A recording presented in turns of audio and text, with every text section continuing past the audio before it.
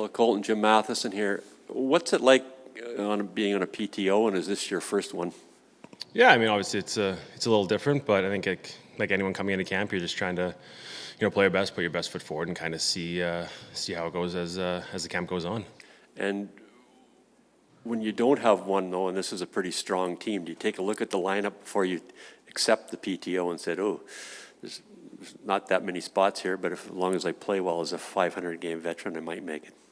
Yeah, I mean, I think you just kind of you do take a look, obviously, but at the same time, it's it's an opportunity, and that's kind of all you can ask for at times, and kind of come in, show your best foot, and hopefully make decisions hard when it comes that time. How worried were you getting as camps were almost ready to start that you didn't have anywhere to go? I don't know if I was worried. I think I was just curious to see what was going to happen, and then obviously was happy an opportunity arose. And what do you bring to the table as a player?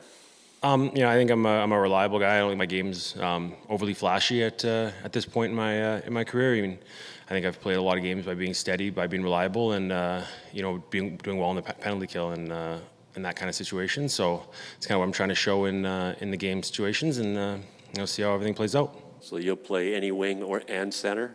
Yeah, I've played all three forward positions at the NHL level at differing times for differing durations. And how did it go last year in Pittsburgh?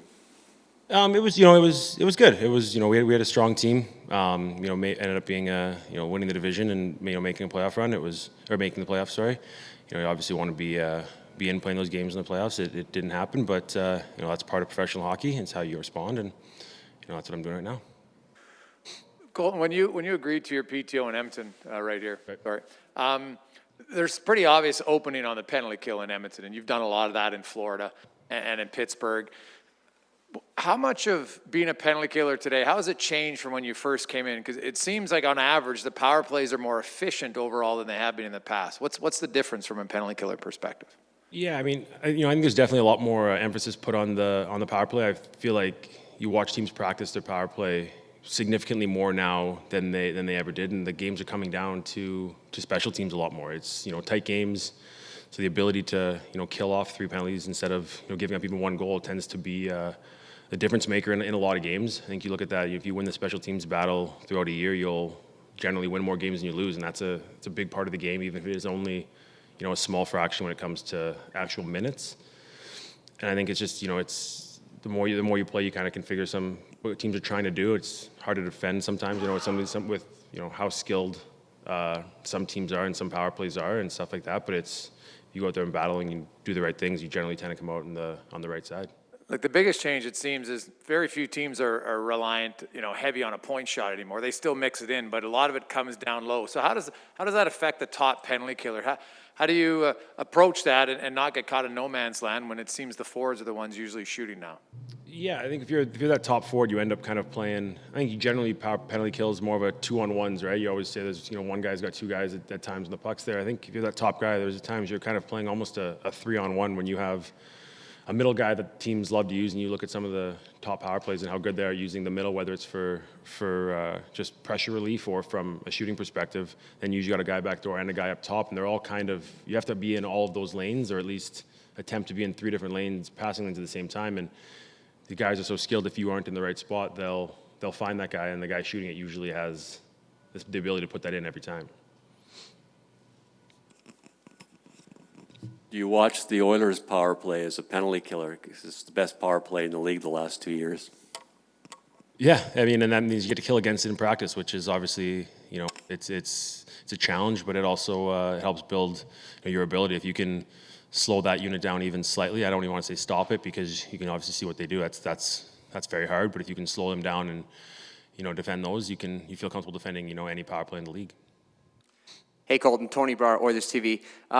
48 hours ago, you made your first appearance in the preseason, had a pretty good outing with your line, had a couple of assists. How would you assess that night went for you, and what do you need to continue to do beginning tonight in order to maybe be in consideration for a roster spot and a contract? Yeah, I mean, obviously, it's the first preseason game is always good to get out of the way, kind of get your feet wet, and kind of, get back into the playing, that style of hockey again, as opposed to the summer scrimmages and that kind of thing. So that was awesome, getting wins good. And, it felt good. I just tried to show, like I said, my game is simple. I try to be a reliable player and someone who doesn't give up much and tries to create stuff from playing the right way. I tried to show that. I think I got a couple assists on, fairly simple plays, but stuff that wasn't going to create any odd man rushes back the other way. And that's kind of how I create a lot of my offense to get my points, is kind of just simple, proper plays. And I try to show that, and I'm going to try to keep showing that going forward, and maybe, a little more offensive if the opportunity is there, but without too much risk. As a player on a PTO, how do you balance the fact that you try not to do too much yet still stand out enough to get an NHL contract? Yeah, that's kind of tricky. Obviously, you want to make a statement. You want people to see you and be wowed in some facet. But if you do too much and turn pucks over, that kind of works against you. So it's a fine line. You don't want to be too safe, but you also don't want to get yourself in trouble. And trying to balance that line is probably one of the tougher parts about it, without getting yourself in too many negative situations. Thanks. Hey, Colton. Daniel Nugent-Bowman from The Athletic. I'm just curious, you're going to be on, at least it seems like, a different line than the one that you were on a couple nights ago. Is somebody trying to make a name for yourself here, is that challenging, or does your game kind of allow itself to mesh with players? Because you said you play a pretty simple game.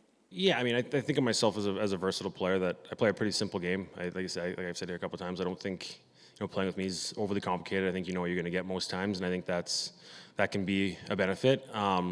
Obviously, playing with the same players does create chemistry and makes things a little bit easier, but at the same time, in the bottom six, you don't see the same lines rolled out night in and night out like you would in a top six necessarily. So the ability to play with different players and still be able to play your game is another asset, another aspect of just being versatile, and that's what I'm trying to show.